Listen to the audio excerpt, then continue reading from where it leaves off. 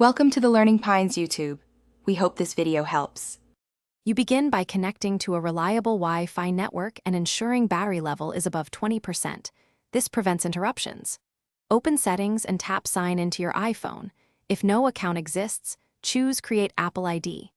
Enter an email you control and a strong password that mixes letters and numbers. You do this now because Apple verifies the address.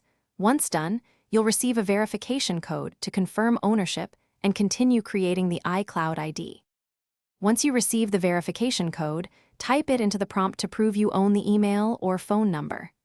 Next, set up security questions and enable two-factor authentication for increased account safety. You want recovery options in case you forget your password. After that, choose which iCloud services to sync. Photos, contacts, and iCloud backup are typical. You pick these now because syncing stores your data safely in the cloud and makes restoring or switching. Finish by confirming your iCloud settings and tapping Backup Now to create the initial cloud copy. This preserves contacts, photos, and device settings. You should never sign out of iCloud until you confirm a current backup, because signing out can remove iCloud's stored data from the phone.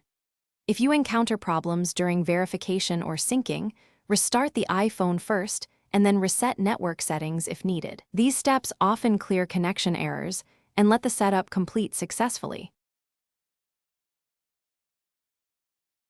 Thanks for watching.